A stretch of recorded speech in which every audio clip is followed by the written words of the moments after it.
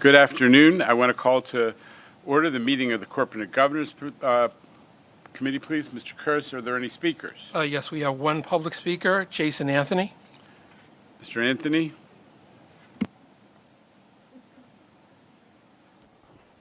The last meeting of the day. I would love to say couple of suggestions regarding the MTA meetings is that one, I would love to see extended time that the public has to speak from 2 to 3 minutes, because other agencies have a longer time, like for example MTA and the Port Authority. And second, the commuter rails, in odd months we should split the meetings.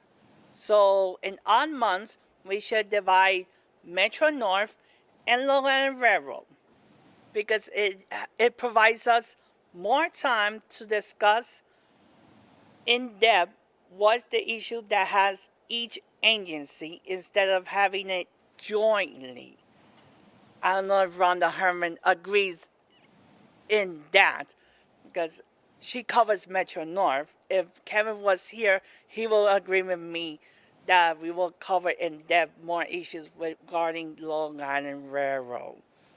And last but not least, I would love you guys to include a section regarding the bylaws. If any board member is involved in any legal or any scandal involved in government, that board member should be separated or at least suspended from their role inside the MTA, because we don't want the reputation of the agency to be damaged like it happened in present time. So I'll see you guys Wednesday virtually. Okay, thank you. That concludes our public speakers. Thank you, Mr. Kurz. The March 17th Corporate Governance Committee minutes were approved at the April board meeting. Any questions regarding the minutes? Hearing none. Can you take us through the agenda, please, Mr. Kurz? Yes, the first item on the agenda is a review and approval of the draft work plan for 2020, which is included in your committee books. Thank you. Any questions about the work plan? May I have a motion to approve? Okay, we have a motion, we have a second. Any contrary minded? The work plan is approved. Great.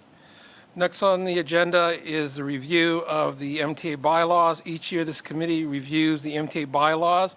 We are not recommending any changes to the bylaws at this time. Copies of the bylaws have been placed in your committee book. Any questions? Hearing none, go ahead, Mr. Kurz. The next item on the agenda is the review of the committee charters. Each year, this committee is required to review its charter as well as the charters for the other committees. We are proposing revisions to the CPOC and the operating agencies committees charters. Currently, procurement actions for C&D contracts that require board approval are submitted to the various operating agency committee. In line with the consolidation of all construction work under C&D, it is proposed to submit all C&D procurement actions to the CPOC committee. This will provide a single point of focus for all capital construction related procurement actions.